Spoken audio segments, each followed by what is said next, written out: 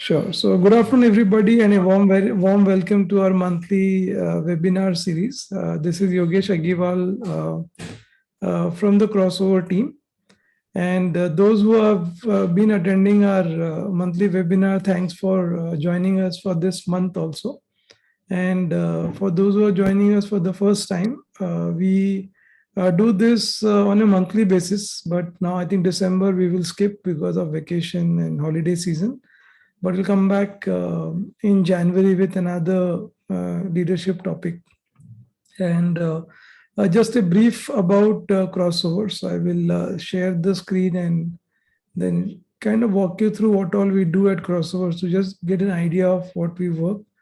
So this is the under the banner called Leadership Chaska. So Leadership Chaska is Chaska is an acronym, but Chaska in Hindi also means addiction. So we are like leadership addiction, but this Chaska stands for Crossover Hosted Association for Skills and Knowledge Advancement, which means that we do this on a pro bono basis without charging any fees to share the skills and knowledge on leadership from the crossover side.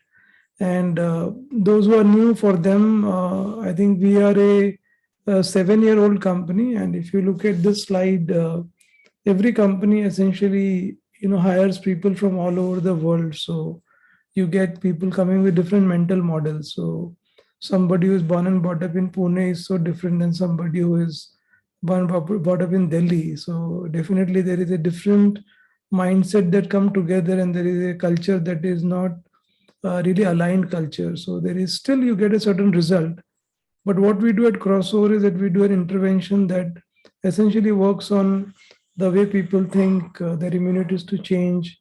And we try to align the mental model and create an aligned culture that gives you a much more goal-oriented result than if you were not to do the intervention. So that's the reason why we tell our clients to work with us. And we do this by a very nice systematic people development framework. So if you look at this, we have got, you can divide any organization broadly into 4 parts, the senior leadership, mid-level, associate, and campus hires.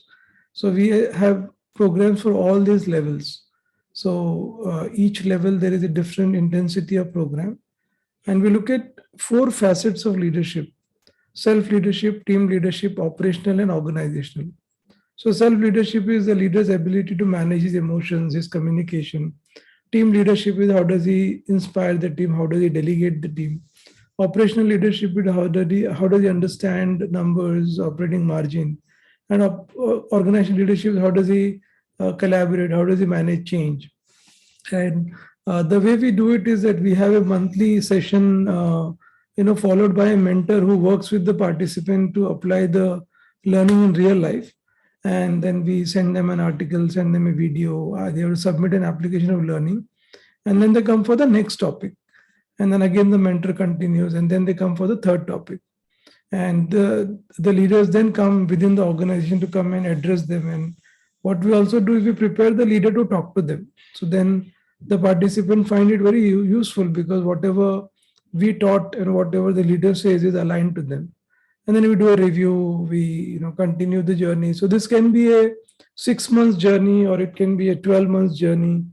It can be 18 months journey also, depending on how deep you want to develop your leaders. And if you already have a competency defined, then we essentially use that competency to create the journey.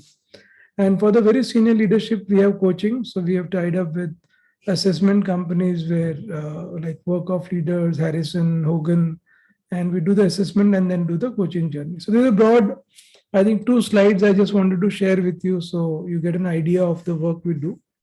And we have been doing this webinar almost a year now. I think we started last year, sometime in November, and then almost every month or 2 months, we consistently have been doing webinars on very cutting edge topic. So when we were just getting out of pandemic, we thought emotional agility in changing times was a good topic to talk about. Becoming a talent magnet, because you saw these great resignations happening, and that was a time we bought that. You may have great strategy, but how do you get results by your alignment, your execution. Uh, we also bring in some experts. So you can see Ravi Chatterjee, who is an expert on conversational intelligence. So he was invited to come and talk to us in that time. Similarly, we had Nisha, who is an expert on networking. So we had got her to speak, and we have talked about productivity, executive presence, sales, meaningful engagement. All these are available, on the YouTube channel. So if you go to Crossover Leadership Journeys, you can find all the past webinars. Yeah. So today we are here, for this topic called the big picture thinking. And as since it is afternoon, I thought कि चलो आपके साथ एक चाय एक चाय पे चर्चा हो जाए. So I thought we'll start with a cup of tea. But just before we start into the cup of tea, this particular skill is not something that can be really learned, so easily and overnight. And I'm talking about this because if you really read, the work of, say, Roger Keegan, or look at some of those people who have kind of observed a lot of accomplished leaders, and they have seen that how even those leaders have missed out on really thinking about their businesses and continue to sustain the business. And you can see how businesses have fallen apart, or they are no longer in the world, because the leaders could not see the big picture. They were very myopic at times in the way they looked at the issue. So this is not like presentation skills, which is fairly a standard topic, and you just have to pick some of the nuances and you can practice and get there. Here it is quite a complex topic to deal with. But the good part is that there is enough and more research that shows that each one of us can actually develop this skill very nicely if we were to really practice that consistently. So in today's session, I will give you a very nice framework, that the way we do it at Crossover every time. So we usually do a combination of giving you a perspective and then giving you some things that you can go and start practicing in your life. And Pooja Jain, who is the person who is helping us run these webinars, will also post the link that you can join, a WhatsApp group called Leadership Chaska. So you can, be there on the group and ask any question that you have, because we always believe that we just don't want to give you and then take our hands off. We want to really be a supporting, system to help you practice that. And this has been our approach for last, 7 years, that we always tell our clients that we are a product of our product. So whatever I'm going to teach you today, or I'm going to share with you, is something that we, all practice at Crossovers. We try to practice whatever, we bring it in the class. And although we are not a very large company, but still I have seen that many of these practices and the examples I'll share, you will start seeing that it's absolutely applicable to to every size of the company. It doesn't matter whether it is small or big company. Yeah. So we'll start with this. So when I with the teacup, I just want you all to take about 2-3 minutes and think about when you look at a cup of tea, like where does it come from? What are the different places it gets before the cup comes to you? What are the linkages? So you can use your notepad, or you can use your diary or a A4 size paper. Just quickly draw that, what all happens with a cup of tea, before the cup comes to you. Where does it start? Where does it start grow? How does it come to you? And after you have had the tea, what happens after that? What happens to the cup? What happens to the tea that has got used? If you have taken the tea, what about the remnants? What happened to that? So just take a minute or two, and then maybe I'll have one or two people share about that. Okay, what happens with the cup of tea? Yeah, so you can draw it on your notepad, or you can draw it, you can write it in your diary. Yeah.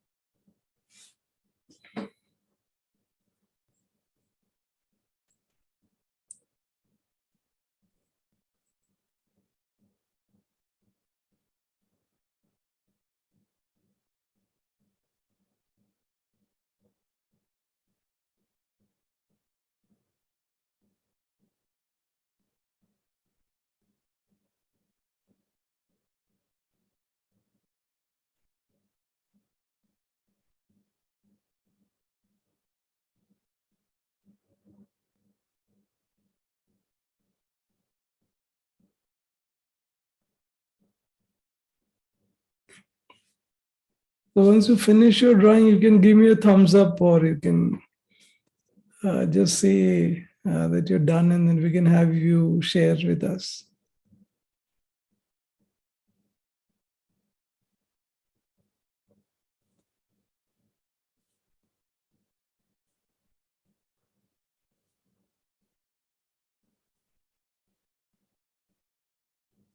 And if you want to volunteer to speak, you can just raise your hand also. Yeah, I can see Padma finished it. So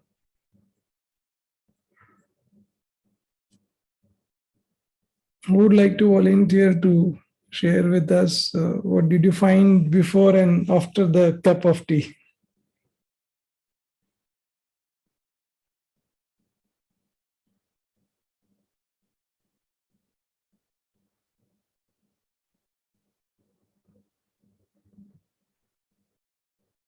Usually Indrajit, when is there, is our opening batsman. So I don't know if he wants to try it today also. Sure. So I think just thinking about it from a sustainability perspective. So I guess in a way that's what I brought in. So Yes. essentially, if you're looking at, let's say, a ceramic cup, we Yes. mine the clay from the ground and then Yes. transport the clay to, let's say, a factory where it's turned into the cup, and then with all the Yes. finishing touches, it's transported to the wholesaler where it's stored at the Yes. retailer, sold Very to the nice. customer. They use it for some years, and then either it's broken or it falls out of favor. So you just throw it in the bin. It goes from the Yes. bin to the dump yard. Stays in the dump for several years, starts Yes. leaching out all the chemicals, and then finally breaks down and starts to degrade. Yes. Yes. Absolutely. Very nice. Can we clap? I think these are virtual claps. So all of you can try this. Yeah. Very nice. Super. Super. Anybody else? I think quite an exhaustive thinking that Indrajit had. Anything else you want to add? Yeah.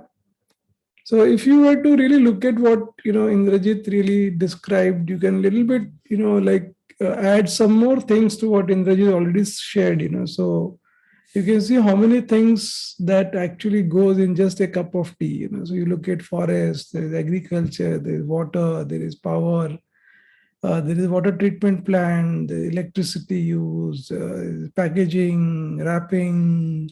Yeah, and after the tea has been consumed, you can see, you the tea bag, as Indrajit said, goes to the dump yard. There's plastic stack. Yeah.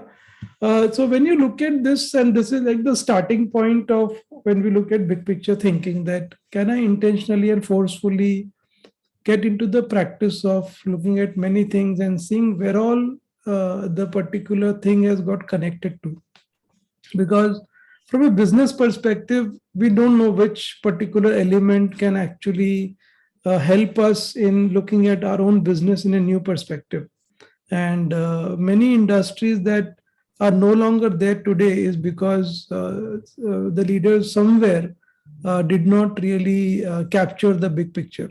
Yeah, so I just wanted to start by giving a very, very basic example. And if you look at in one of the Davos, events, the energy minister of, Ireland, had a very interesting, comment in his speech. Is that it's not just about emission reduction or bringing on renewables. It's really thinking long term, big picture about what sort of energy system we have to serve our society.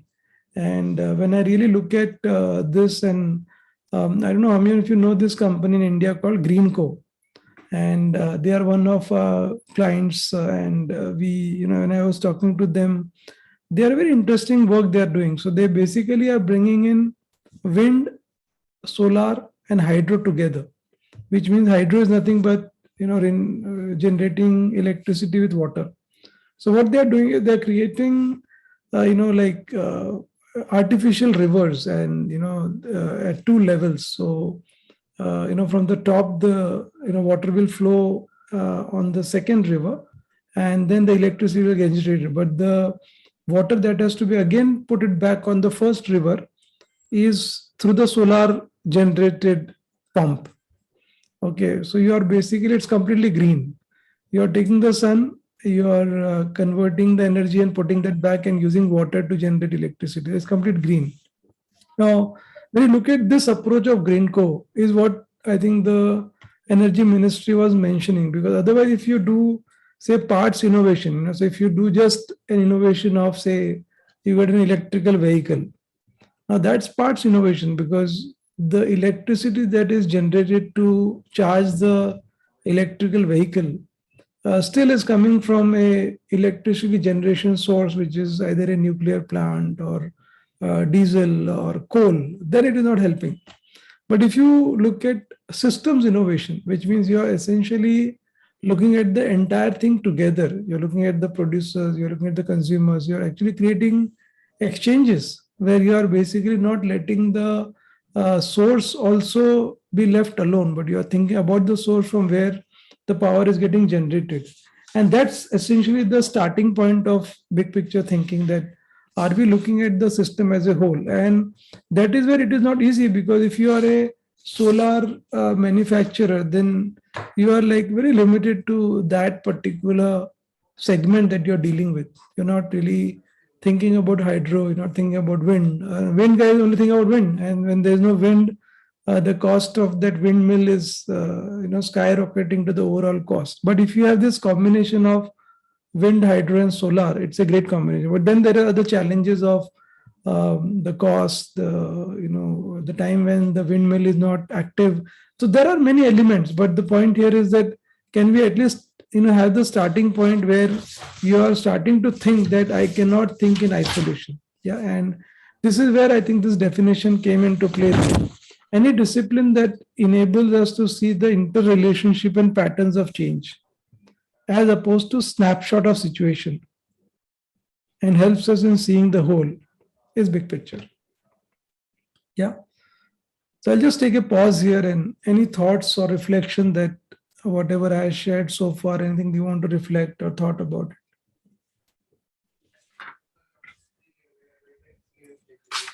Yeah. So if you look at it, when you start looking at big picture, you will start seeing exponential growth. So you will see that a lot of companies that are using technology, in a very very short span of time, they have really exponentially grown compared to the approach that you had earlier, where you are like going quarter on quarter or going year on year. But here you are having exponential growth, and you can see many examples of companies that and I'm going to introduce you to some new concepts today on how these exponentially, fast companies, what have they adopted where they are doing that. And when you look at the environment that we are in, so we are in an environment where some of these elements that I'm going to share with you are so important to think about. So if you look at, the first part, which is the complexity part, and I was like recently using this drive you app to get a driver once in a while to go out and not drive in the traffic. And I was just looking at how beautifully you can look at how drive you app is working. And now since we are all familiar with the apps, I think you can see how they are networking with different people. So you can you can order a driver, and it is again self-organizing, which means that the driver gets impaneled on DriveU on its own. In the sense, he submits his Aadhaar card, his driver license, whatever. Yeah, they are now connected to the police department to know whether this person has any criminal records. Yeah, so it is self-organizing, meaning nobody is there to manage the driver. The driver himself figures out whether I want to pick up this trip or not trip. Yeah, so nobody is really a manager to that person. Yeah, it is open and interaction, meaning that anybody from the city can actually download the app and quickly start using it. There's no special thing required, and it is non-linear, which means that today if you want to say start drive your app in Raipur, it's not a big deal for them to do that, because they have to configure the app for that particular city, and it's all set, which means that they can actually grow exponentially. If imagine if you were to look at maybe a similar service without the technology or without the complexity that they have built into the app, it would take many years to establish, and even from a cost perspective, it will not be worthwhile. So the point here we want to say is that when you look at your businesses, when you look at your organization, can you start considering all these elements that are there to create and compete in an environment using the big picture thinking?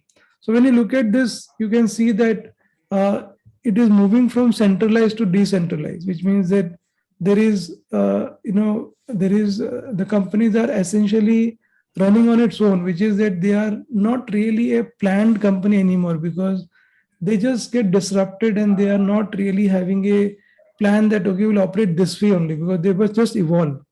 And you can see, I think Zoom app is a very nice example that every, I think, 15 to 20 days or a month, you see some update coming from them, which is that they are not stick with that. They are basically evolving as the needs of users are arising.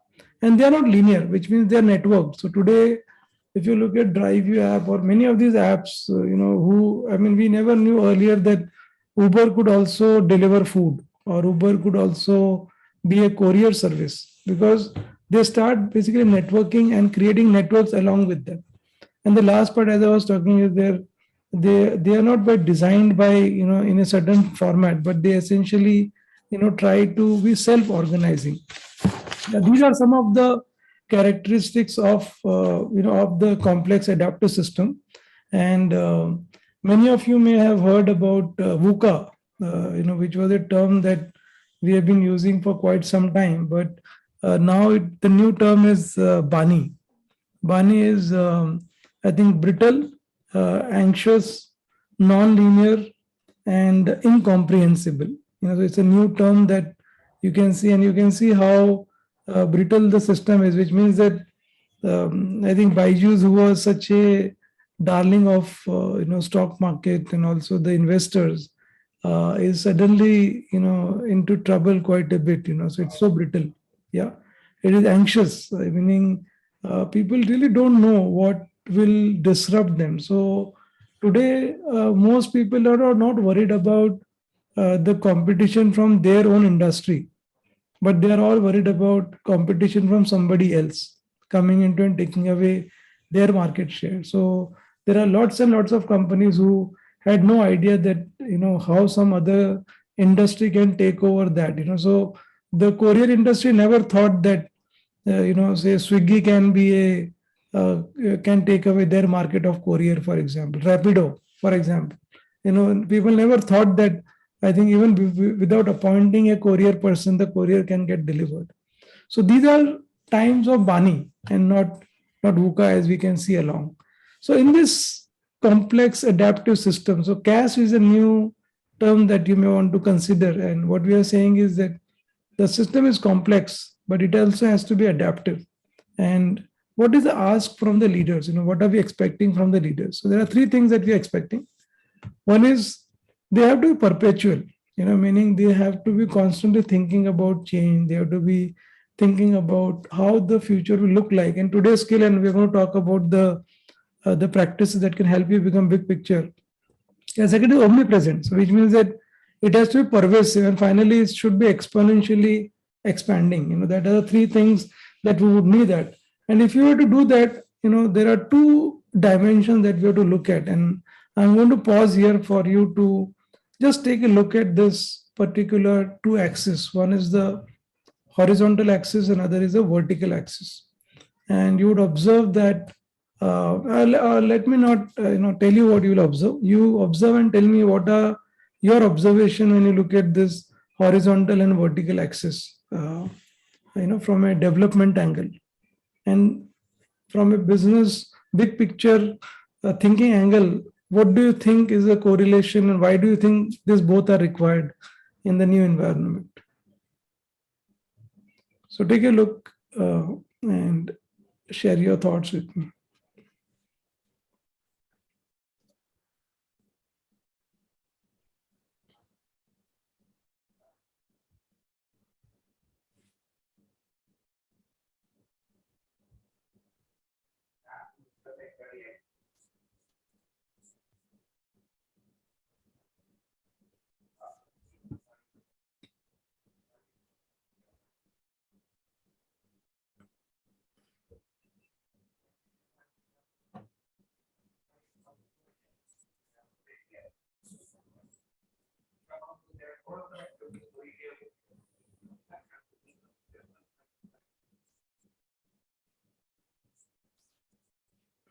So any thoughts on the axis? Why do you think both are required, or what would happen if we were only to look at horizontal development?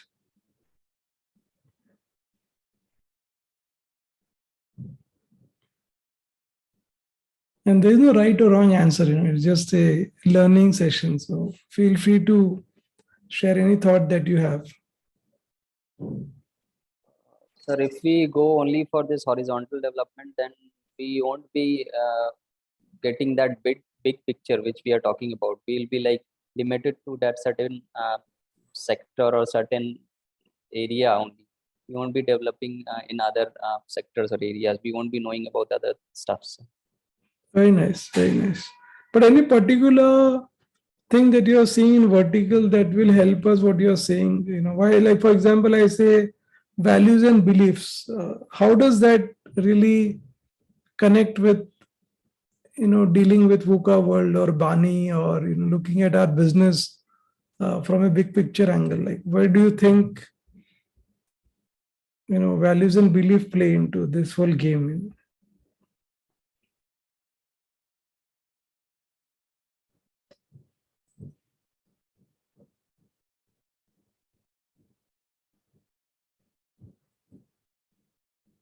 But good, I think good attempt, Kundan. Anybody else?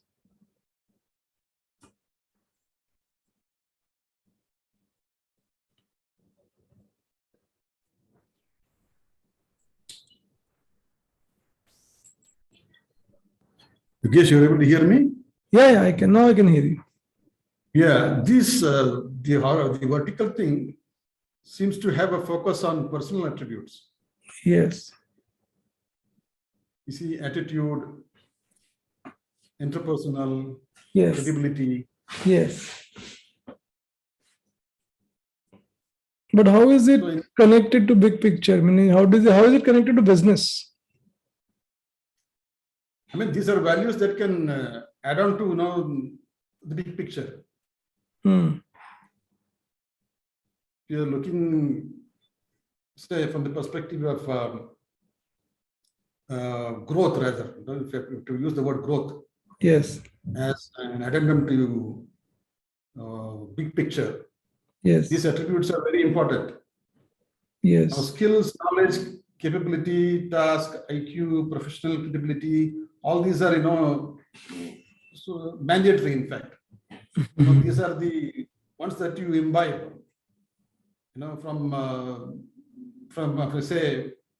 from the people you work for, or the transaction that you do with people. Yes. But in that process, you end up, showing up these values, like attitude, values, beliefs, and personal credibility. Yes. Which work as addendum to the big picture model that you've been projecting. Yes.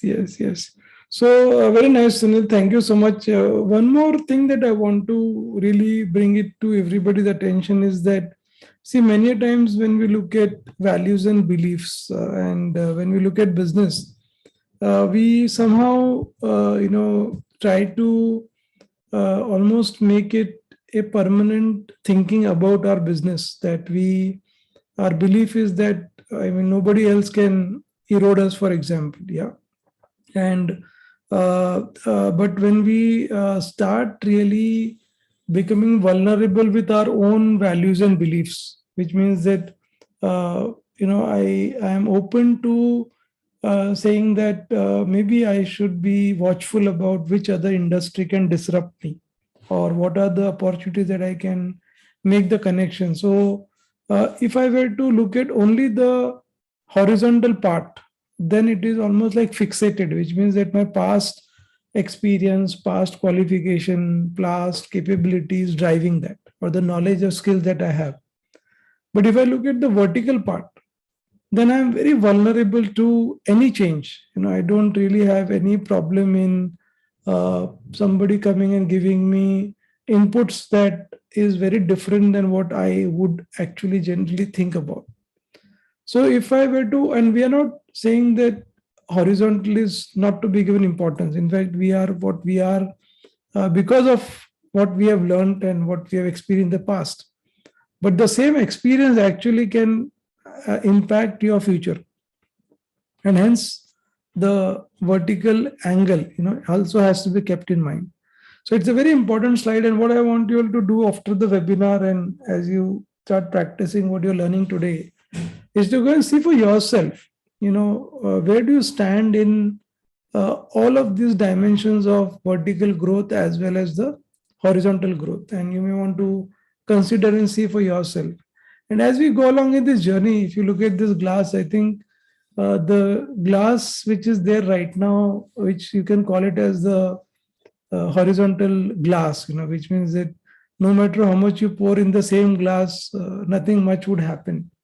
But if you put that glass with a bigger glass of vertical growth, which means that you're open to really thinking outside what you have already known, then you are essentially developing your big picture thinking. And these are some 3-4 interesting questions for you to think about. Am I a big picture thinker? We often come up with ideas, solution, and grab the not so obvious opportunities. Yeah. And as I was saying, as we began the session, is that this is not a standard skill that you can pick up. It is a very long drawn a skill that you have to start developing yourself. Yeah. Do you see possibilities in every situation? Make the best of those. Yeah. So if you are, and you will see a lot of these points come from the vertical growth and not so much from the horizontal growth. How willing are you to take risk and experiment with new ways of working? How often do you focus on the larger purpose? Shun what's not working and appreciate the connection between many complex systems and processes. Yeah.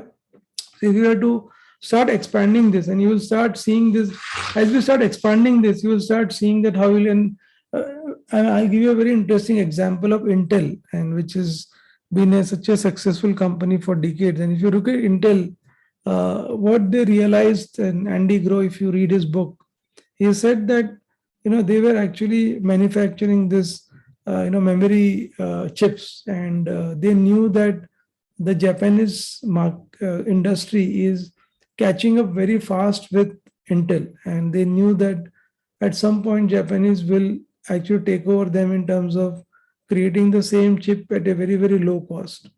Yeah. And what he writes in this book is that if we do well, even if we try to run on the treadmill again and again, imagine if the 2x itself, the market itself for that is getting smaller and smaller. Where will Intel be today? And that is where I think he woke up to that reality, said that I think when he realized that I think we will have to get out of this particular business, it was not easy, because a lot of people who have already invested their career with the horizontal skill were the people who had tremendous resistance. Because imagine you have been spending 15 years in creating memories, and today your organization says that you no longer will be required to create that. They would be so tensed about that. But if they are to have the vertical development, then they would not mind listening to Andy Grove. And what Andy Grove said is that the most difficult thing in those times is that how can you manage the resistance from people who have invested so many years in the horizontal growth. And if you look at, he in fact says that the company's beliefs are as strong as the religious dogmas. And that is where I think when he finally took a call and he told the sales fair that I think notify all the memory customers that we are going to stop the business. And can you imagine that what the customer said? People said that, we already knew that, you are going to exit out of this business. And, they already had started to make plans of buying my memory from somewhere else. So can you imagine that the people inside Intel could not see that, but people outside who see that, they are not going to be in that business. Can you imagine that, people who have no emotional stake, because the people who are outside had no emotional connection inside the company. So they really could see that Intel, if they don't exit out of this, they are going to actually be in big trouble. But they could see that I think with Andy Grove on the on the helm of the affair, will not let that happen. So can we develop a new perspective which is very objective? and it would call for a passionate interest in reality, a commitment towards change and openness. If we could do that, if we could develop a new perspective, and this could depend from industry to industry, which means that there could be some industry that might need this new perspective more often than the other industry, and that we don't know. And hence, when you look at Bani, it is a very anxious time. We don't know which industry will hit us. But this development of the new perspective, being objective and being passionate about reality and a commitment toward change and openness. So I'll take a pause here. Any thoughts, any reflections so far, whatever we have kind of shared? Anything I would like to know from you? I would like to hear from you. What are some of your thoughts that you're going when you listen to whatever I have shared so far?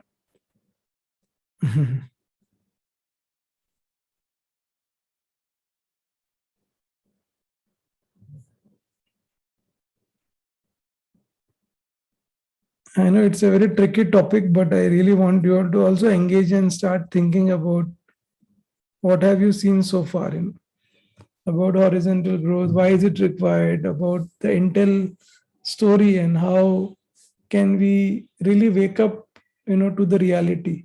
Yeah, Padma, please. Yeah, so this is just a thought that, the big picture is much easier when you don't grow too big, in the sense that larger organizations find it more difficult Yes. to be nimble in this Bani times.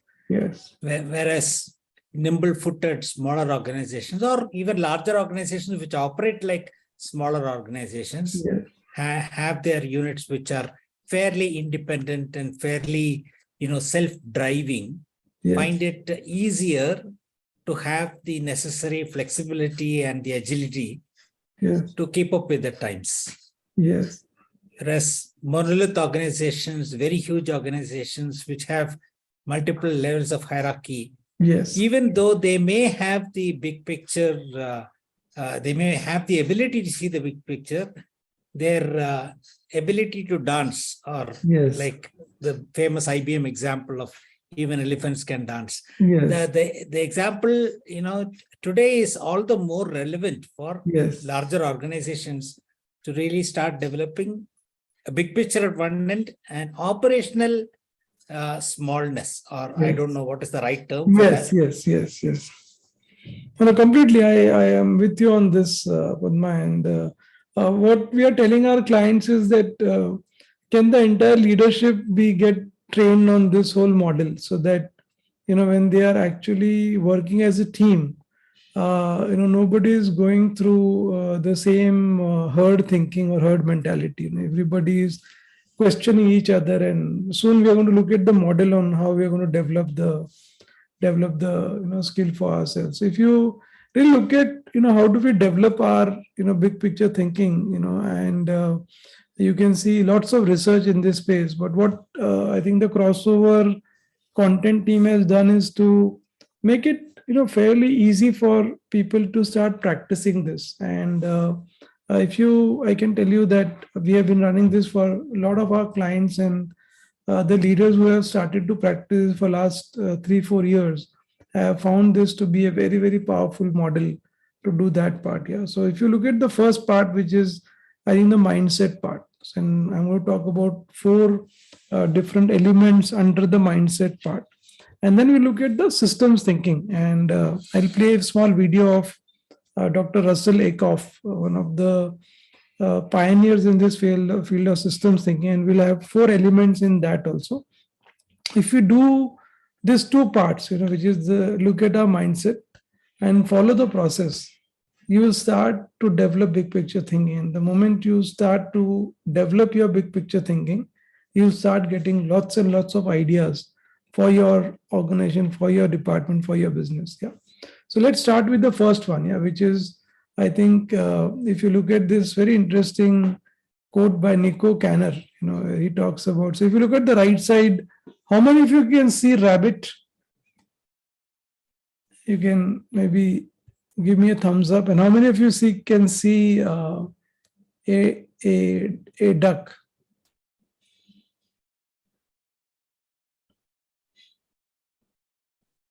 You can see both. You can see both. Okay, very nice. Yeah. Brilliant. Yeah. So Dr. Chaturvedi, what happens is that when you are actually in the thick of things, what happens is you only see one. You're not able to see both. And the ability to see both the picture at the same time is the skill that we want to look at, because as I will go along in this, in this model, you will start seeing that many times there will be a big dilemma for the leaders on what to go with. Whether should I go with one option or should I go with other option? And most leaders operate with either or. Our idea is that can you essentially keep both the opposing at the same time and see both at once and create something which is really new for that. And if you look at to handle that, there are 4 practices that I would recommend. One is perspective shifting, second is opposable thinking, fourth is self-transforming mind, and fifth is sense making. So when we look at perspective thinking, we will look at how do you shift the perspective by listening, by engaging with more people, seeking different views. When we look at opposable thinking is like 2 things that seemingly sound to be correct. Like for example, you have to invest in research and development, but you also have to maintain your operating margin. The more you invest in R&D, it impacts your operating margin. But both are important. So how do you handle both? There is opposable thinking. Self-transforming mind is that and I'll talk about it in detail as we go along, that as we grow in our life, I think we go through a certain phase of our mindset development. Many times we get stuck at a certain level, and when you look at big picture thinking, can our mind become a self-transforming mind, which means it is absorbing the information, the ideas from the world, and it is not stuck by the past, but it is actually trying to make sense out of that by sense making. So these 4 all beautifully connected. So if you look at, I think it's a very powerful Spanish proverb which says that the trees aren't allowing one to see the forest. Yeah. And if you look at the perspective, can we practice this by, and how do you shift the perspective? Yeah, and this is a very interesting example that one sees 6 and other sees 9 because they are seeing from their own perspective. Can I shift the perspective by listening to learn, engaging and asking different questions, seeking and integrating new perspectives, and building diverse, equal, and inclusive teams? If you were to look at these 4 practices, you can start seeing that the leader is not really stuck with one perspective. Because if you are the left side leader, you will ask the other person, hey, why are you saying it is 9? And the other person will move you to that side and show you a new perspective. You can ask different engaging questions. Because I'm integrating that if we were to teach people about the 6 and 9, how are we going to organize our departments, for example? And build equal, diverse, inclusive teams, because people should not be afraid of speaking up. Because otherwise, I think, Padma, as you said, in large organization, people think that I think somebody somewhere in the cabin will do the big picture thinking. My job is to just execute what is required. But what I think the research says is that everybody has to contribute, because you never know that whose contribution can actually impact the business that we are dealing with. And if you start doing this part, so I think one of the things I think I want you all to take back in your own organization is, which are the parts of your business that you currently know little about, and how can you find more? So I'll give a minute for all of you to think that in your organization, which parts of your business do you know little about, and how could you find out more? Yeah, so I'll give you a minute to start thinking about it. Maybe those who are people like Padma or who are also independent consultant also can think about, in your own areas, and which you don't know much about, and how would you do that? And I want you all to start practicing this after you go back out to after the webinar, which means Kundan should go and talk to some of the other departments of the business. Yeah. Anand should go and talk to some of the other departments of business. Yeah. Nagarjuna is still exploring something new, so he should also see that where he can go and find out more, because this is a intentional practice that we have to start building in our lives. I'll give you a minute just to write down what all areas of business you want to start really knowing about more. And as you, when you started with a green cup of tea, I'm sure many of you would not have thought so much as Indrajit defined with us, or you saw it on the picture. But imagine if I were to start talking to so many different, in that diagram, and talk to so many different industries, domains, you can imagine how your mind will start becoming thoughtful. It will start creating new ideas. It will start making connections, because unless we really bring those knowledge to ourselves, there is no way our mind can actually create any insights, because insight gets created when you have a lot of information. And if information is not there, how can insight get created? So these are first practice that we will have to start thinking that how do I constantly do that? It doesn't matter. Today you are in a agri business, tomorrow you might be in a construction business, maybe later you might be in a telecom business. The whole idea is that can I start really knowing about the parts of business that I am in beyond what I do on regularly. Yeah. So that was the first part of doing that part. And then I think, as I was talking about opposable thinking, can two seemingly alternative things be true at the same time? And I think there is a very beautiful definition by Roger Martin. And if you look at this definition, I'll just give you a minute to read. And any thoughts that I would like you to share with me, just I'll give you a minute to read.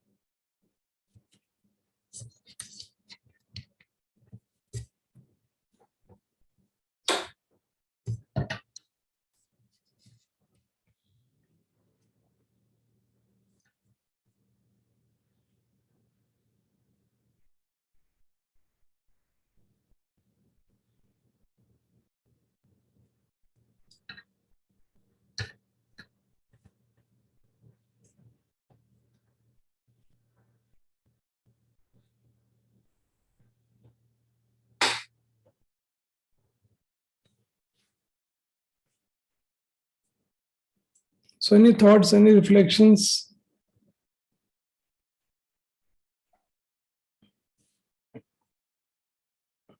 And now you can see how, how when we look at this particular topic, why is it not so easy to really pick it up? Because imagine how much of, thinking you have to really do. Yeah, Indrajit, please. Yeah, one of the things that I wanted to ask more than share is, I've tried to do this thing where we take very different two ideas and, you think about how it can make sense, especially when you've worked across different industries. But I think one of the difficulties that, I've faced is you often tend to spend a lot of time, sometimes not with specific outcomes. And the way your work life is, you're expected to deliver outcomes consistently. Yeah. So while you want to focus on the big picture by looking at all the disparate connections, you also have to consistently connect to your immediate deliverables and outcomes. And often I think, how do we make these two things work simultaneously? On the one hand, you need to have that macro in mind. On the other hand, you also need to deliver on your micro deliverables. So my view, and I'll first maybe let the participant, anybody would like to respond and then I can share. So anybody would like to share with Indrajit if you have any thoughts or respond to Indrajit's question? And I'm sure this is a challenge that. May I take a shot at it, Yogesh? Yeah, please. There is a little bit of background noise. I hope it's not disturbing. No, There's some not at all. Yeah. So, for me, there is a time for thinking and there's a time for action. And to a great extent, this big picture thinking involves, as you rightly said, going and talking to the various departments about which we know the least, which is a process of accumulating more and more information. So it's like more of divergent thinking where we are gathering lot of information. But as Roger Martin points out, unless there is a synthesis or concentration or drawing insight from all the collection that we have done, at the time of execution, we cannot afford to have too many things in our mind. By then, there has to be clarity of convergence. And with that convergence, we are easily able to take the action. But if we remain in the divergent state, even at the time of execution, then the confusion that Indrajit is talking about will definitely be there. So I see it as a process of first gathering, analyzing, synthesis, and execution. So to remember it easily, CASC, case. Collect, analyze, synthesize, and execute. That's my thought. So thanks. I think you can clap for Padma for the answer. But I really have a very different perspective on this. So and my thinking is that see, Indrajit, it is not so much about time. It is about our brain not wanting to really do something which you're not comfortable with. So what happens is that we want to not take that head on. So we hide ourselves under saying कि अच्छा मेरे पास बहुत operational काम है, hence I am not able to do the big picture thinking, because if you read some of the work of Daniel Kahneman or any of these people, we are wired to be like that, meaning our brain does not like uncertainty. Our brain likes stability. So what happens is that the natural human tendency, which we are biologically built, okay, that we want stability, and the operational that we are comfortable doing all the time is what we want to do. So it is not so much about the time that we are stuck. It is about about us not, our brain not wanting to go there, but it will want to hide somewhere by saying I don't have time. So if you were to start develop, and so that is one part of biological challenge. But the good part of human being is that our brain is responsive to intentional practice, which means over a period of time, if I start to train my limbic system and my prefrontal cortex, it no longer starts getting threatened by the new thing. And hence, we have got many limited leaders in the world who are able to do that. Because in general, human beings are not like that, meaning we are not biologically made like that. So if you were to start, paying attention to that natural tendency, and start even in the operational work, which really doesn't need so much of effort, can I parallelly think about the future? So using that time when I am doing, because that operational work, even if you don't pay attention, it can happen because you're so used to that work. But can I in background think about that? Yeah, can I pitch in? Yeah, please. So I think what you said now connects to the typical manager and leader. The manager is one who is actually taking care of the routines and operational topics. Leader is the one who is actually able to see things which are not yet happened many times, the big picture thinking, and where else we can go. On the point with, I think, Indrajit and Padma were talking about, I remembered while this discussion was going on, one example one of my mentor gave. It's like when you're sitting in a driver's seat on a highway, or you can think of maybe a Bangalore road. So you have to keep looking at the potholes which are in front of you, which is, operational thing you have to manage. But you also have to look at the larger road if there is any vehicle which is speeding vehicle is coming, and you have to move away from the main area to allow that vehicle to go. So you don't have an option actually when you're sitting in the driver or leader's seat, and I will do only one activity. I have to think about the longer term. Otherwise, as some of you have told, that somebody else will come and take away that whole business. So you are actually no longer, you won't survive even in that situation. So that's how, I heard this example, and which I still remember after many years. Very nice. Can we clap for both Indrajit, Padma, and Nagarjuna? And very nice.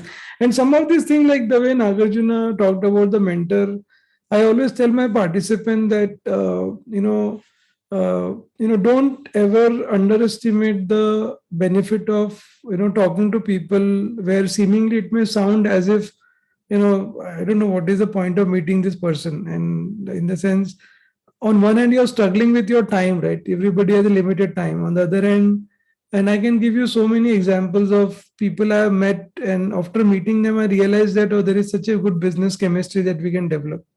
In hiring, for example, so you hire people from fashion technology. Now what they have to do with learning and development or content creation, the connection was that if somebody could do a nice outfit, they can also do a nice content. Or somebody who is in hospitality, can they be a good operational L&D person? Yeah. Now, if I were to look at from the application of whatever we are doing today, it's a fantastic cost arbitrage that you get, because if you get an L&D experienced person, the person will be 3 or 4 times higher than somebody who's coming from a hospitality background, because the two industry has got a different pay structure. Yeah.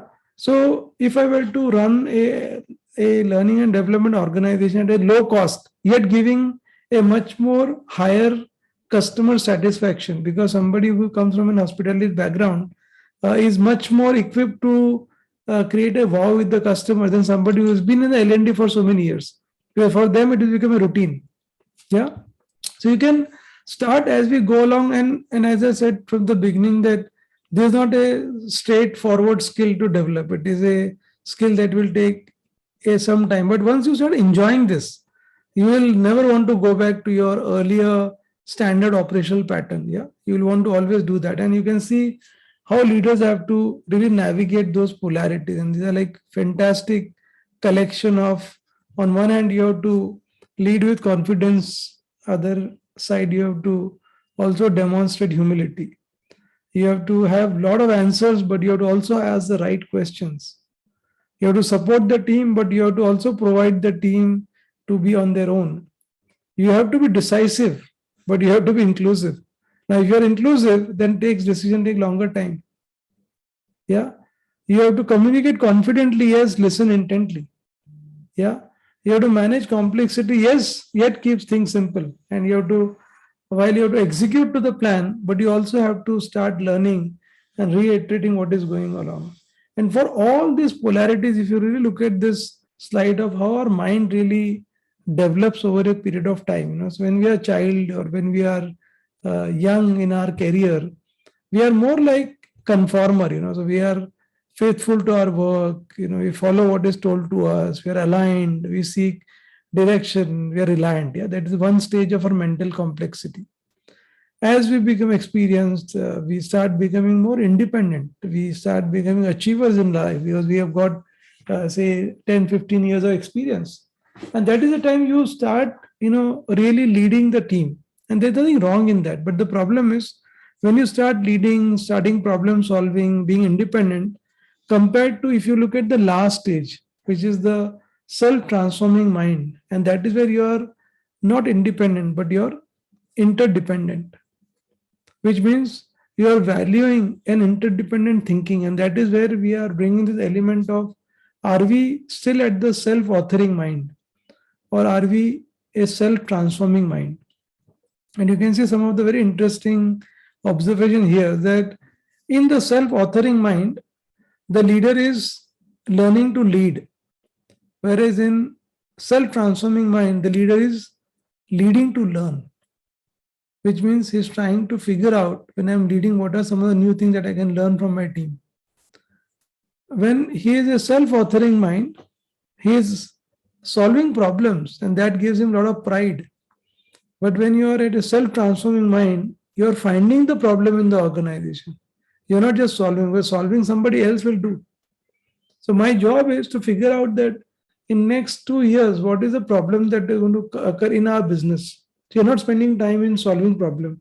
So in fact, if you go back and connect what we have done so far, you can start seeing that, and this is a self-reflection for all of us as leaders, meaning where am I? Am I at a self-authoring level or am I at a self-transforming mind level? Because if I am at self-authoring, then that also gives a lot of satisfaction. But that is where the businesses many a times cannot continue to sustain, because you're not really operating with interdependence. You're not really learning. You're not finding the problems ahead of time. You're not a meta leader. Yeah, it's a very interesting way to look at and start analyzing ourselves. Where are we all? So we looked at perspective shifting. We looked at opposable thinking, which means two things, and then we look at the third one, which is which is sense making. Yeah, which is essentially and a very interesting. And I like to bring all this to you all because when I start doing my research or my team does, we start seeing what some of these very powerful, successful leaders have to say about their own lives. And if you look at Scott Farquhar, who is the CEO of Atlassian, he says, I think, it is like, when you start building a company, it is like building a bridge.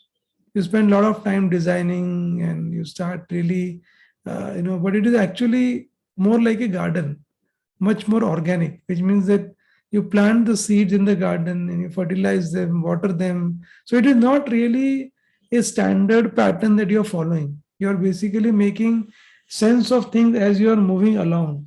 And as you start seeing moving along, you're no longer bound to a particular pattern of working. You're essentially trying to figure out that in this particular context, what is making sense for me? Yeah. And in the same book by Roger Martin, he says a very interesting thing. He says that when Jack Welch took over GE, he said that we will be number one in any business, and if you're not there, we'll exit. It's a very, very famous way of operating by Jack Welch. But as Jack started to lead GE over a couple of decades, at some point he realized that there was no growth, because if you're number one, there is no growth.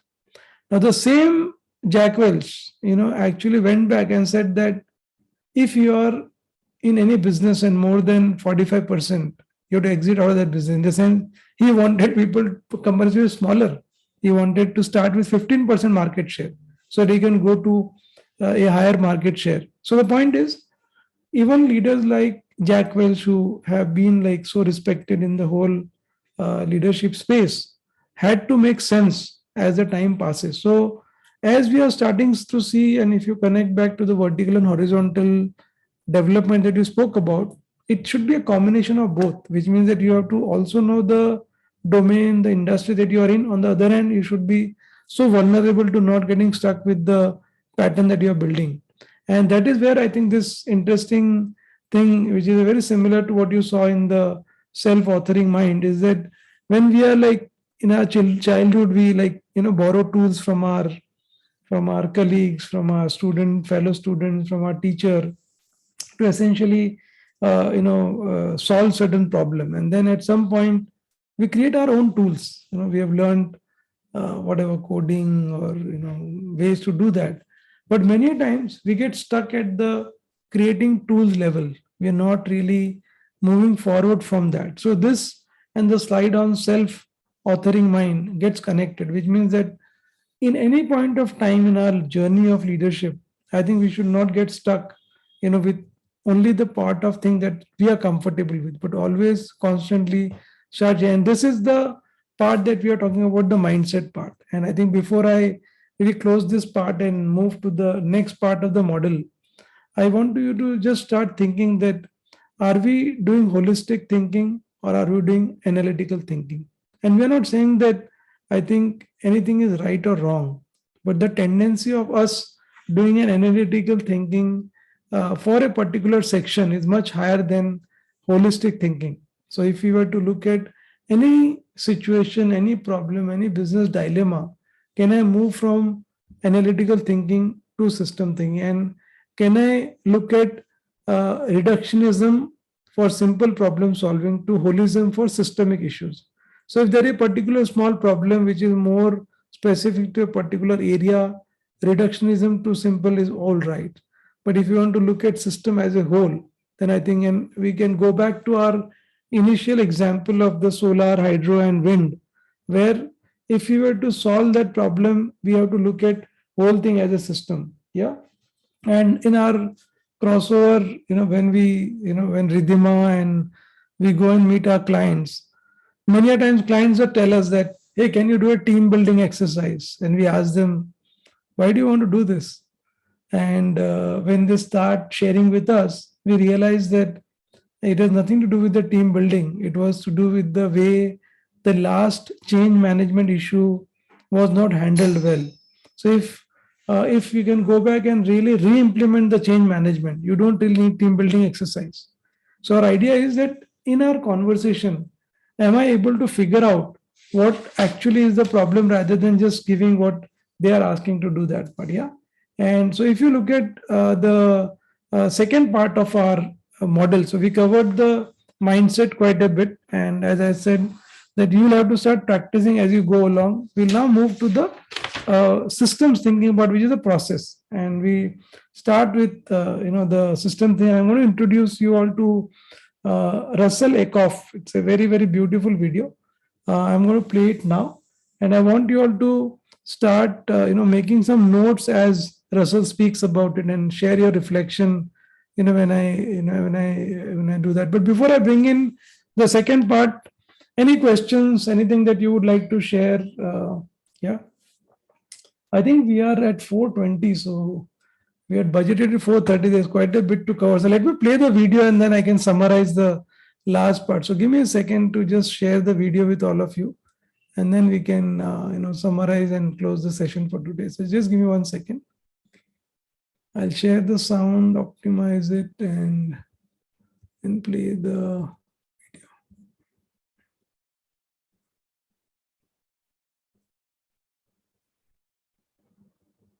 A system is a whole, spelled with a W, that consists of parts, each of which can affect its behavior or its properties. You, for example, are a biological system called an organism, and you consist of parts, your heart, your lungs, your stomach, pancreas, and so on, each of which can affect your behavior or your properties. The second requirement is that each part of the system, when it affects the system, is dependent for its effect on some other part. In other words, the parts are interdependent. No part of a system or collection of parts of a system has an independent effect on it. And therefore, the way the heart affects you depends on what the lungs are doing and the brain is doing. The parts are all interconnected. And therefore, a system is a whole that cannot be divided into independent parts. Now, that has some very, very important implications that are generally overlooked. First, the essential or defining properties of any system are properties of the whole which none of its parts have. For example, a very elementary system you are familiar with is an automobile. The essential property of an automobile is it can carry you from one place to another. No part of an automobile can do that. The wheel can't, the axle can't, the seat can't, the motor can't. The motor can't even carry itself from one place to another. But the automobile can. You have certain characteristics, the most important of which is life. None of your parts live. You have life. You can write. Your hand can't write. That's easy to demonstrate. Cut it off and put it on the table and watch what it does. Nothing. You can see. Your eye can't see. You can think. Your brain can't think. And therefore, when a system is taken apart, it loses its essential properties. If I bring an automobile into this room and disassemble it, although every single part's in this room, I don't have an automobile. Because the system is not the sum of the behavior of its parts, it's the product of their interactions.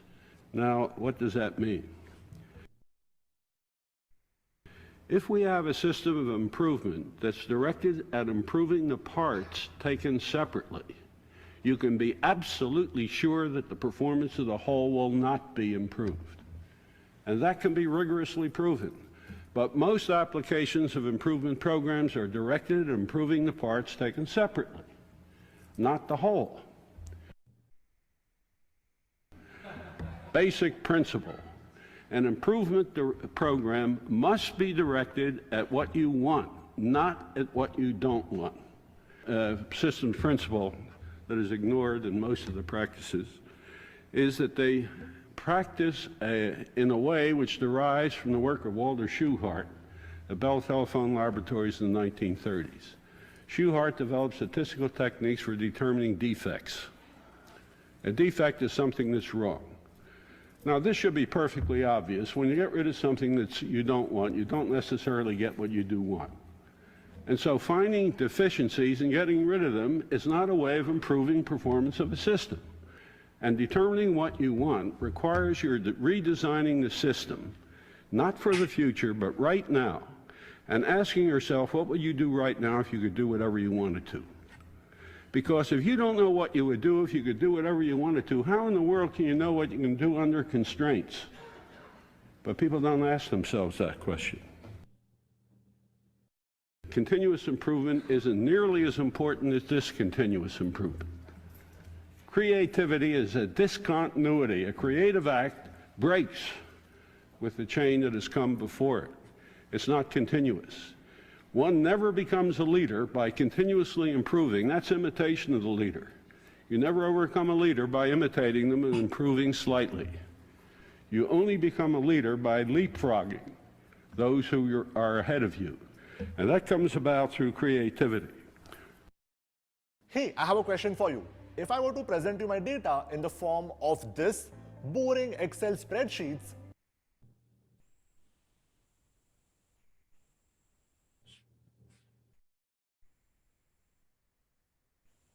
Any thoughts, reflections?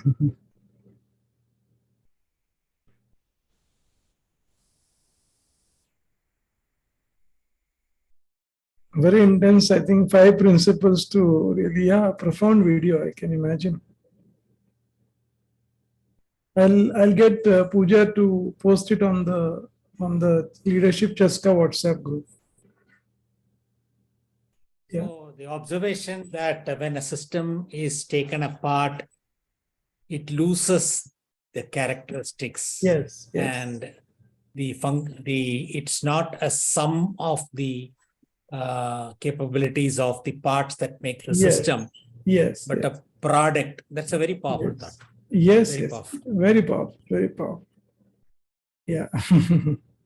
Very nice. So since we are like just a couple of minutes away from our budgeted time, I had like lots of things to share, but I'll give you a gist of the second part of our model, which is systems thinking. And how do you really develop system thinking is by asking the right questions to the people. And I had a chance to know about Michael Dell when I was doing some work at Dell, and they always quote how Michael Dell would actually ask so many questions whenever he would visit a particular site or a country, or and the idea was to know about the environment by also making a lot of observation. Yeah, which is basically seeing that why certain thing is in certain way and making some of the connections between them. Yeah, and when you look at some of the experience of Bill Gates, or for example, say in Apple, when he wanted to really, Steve Jobs wanted to get the Apple's cover made. What he did is he actually made a very beautiful connection between a tiffin box, which is white in color, and it has some rough edges on the top, the rough surface. And he could actually observe to communicate that to the vendor that, can you make in a similar format that he wanted? And he also, when you look at the third element, which is network, which is that, am I really networking just for gaining something from somebody from a favor angle, or am I networking to get perspective? Now, all the people who are big picture thinker are the people who are networking for getting perspective. So they will network to know more about their industry, their domain, or what are their experiences, and not to gain anything from them. And finally comes the experiment part, which means that most companies who have been successful over the years are the companies who have never stopped experimenting. Yeah. So, and experiment is not shooting in the dark, but essentially it is based on the asking that you have done, the observation that you have done, the network that you have formed, and then you are coming together to see that can I experiment to get something that actually can be a new creation that has not been there. Yeah. So if you start doing changing the mindset, start practicing systems thinking, you will actually become a big picture thinker. And the big picture thinker will have lots and lots of ideas that can come in. And once those ideas are there, you can actually start putting it back into your business, starting to get your team to think about new ways of working, and essentially become a big picture thinker and continue to become stronger with your business, create more values for your clients, for your stakeholders, and for your employees. Yeah. So thank you very much. I think this was my small 90 minutes view for all of you to see and get excited about this topic. And if you want to maybe buy 2 books, I would highly recommend. And in fact, there are 3 books that I can see it on the screen that I will share with you. But I'll also recommend 2 more books beyond this that I would want to share with you. So let me share the screen. And again, these are 3 different books to really give you a nice perspective. So there are these 3 books, which is Good to Great, which will give you an idea of how companies have evolved. The Innovator's DNA is a very good book by Hal Gregerson and Clayton Christensen. That will give you this whole system thinking of asking, experimenting, networking, questioning, observing, and then lead from the future.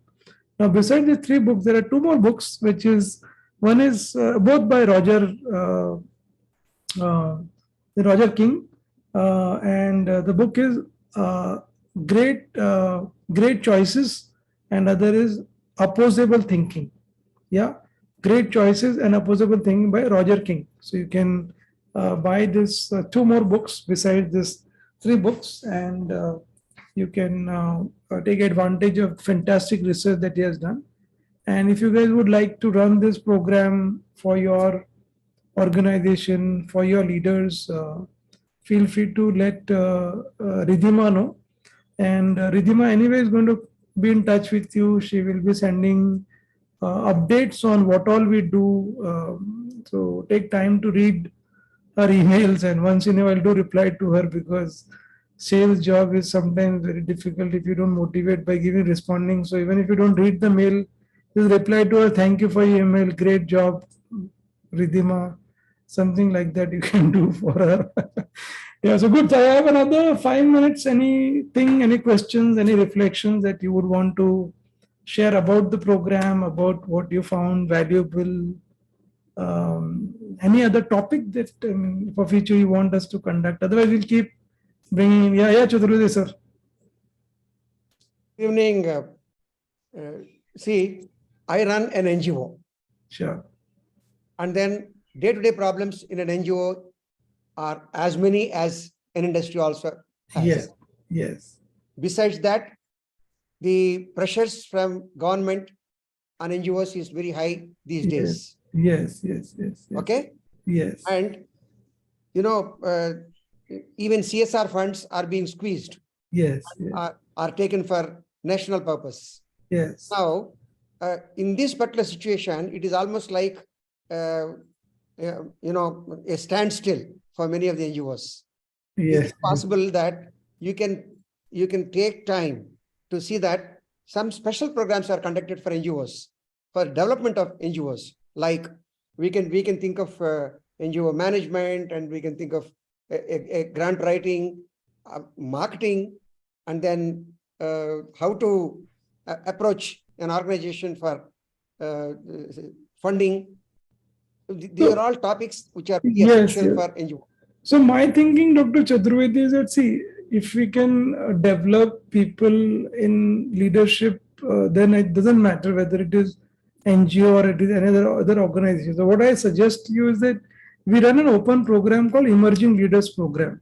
And I'm learning a lot now by participating this. Yes. What my personal request is it possible you can take a little time off and focus on NGO management so that poor NGO people also will be really able to do some good work? Yes, yes. I mean, maybe I just connect Ridhima to you once, and you can just share. See, I mean, my suggestion is that instead of just treating NGO as separate, why don't I want to treat NGO as another regular organization and let them come to our leadership program, which is the Emerging Leaders Program.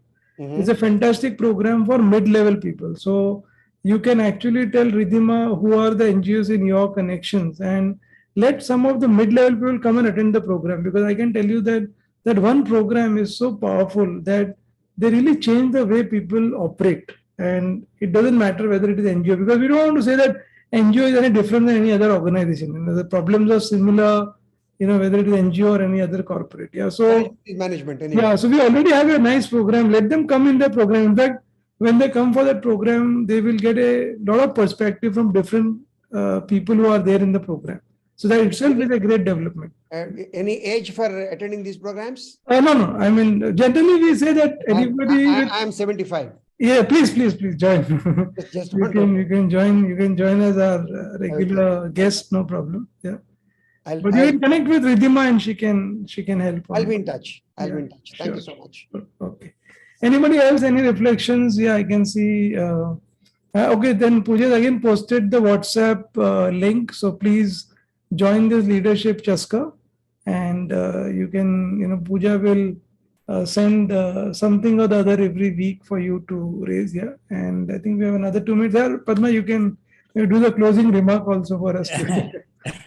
Well, not so much a closing remark, just a question that came to my mind. Yes, I posted in the chat as well. Sure. So big picture thinking is definitely something which is absolutely essential.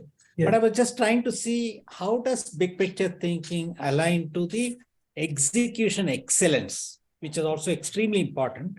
Yes. Does big picture thinking promote execution excellence, or is it in some way a challenge that has got to be managed when we do execution excellence? So interesting, Padma, and you will see that when you read some of the research, they say that there is so much about your big picture that can derive from the execution.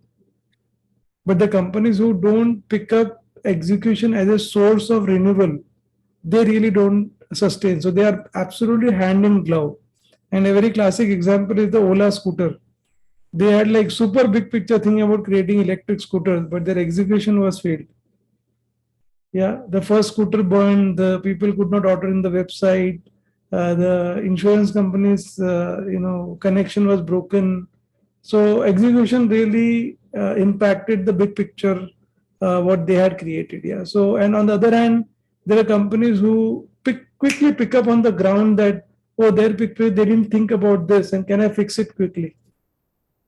And that is where some of the element that you saw, right? Self-organizing, non-linear, unplanned, evolving are the qualities of a organization that is very nimble to those changes that could happen. Yeah. So thank you so much, everybody, for joining, and I'm so glad that we have repeat customers coming every month. And if you like our webinars, do share with others, and Ridhima will be in touch with all of you. Anytime you need anything to be done on leadership, please let us know. Yeah. Thank you so much. Bye, everybody.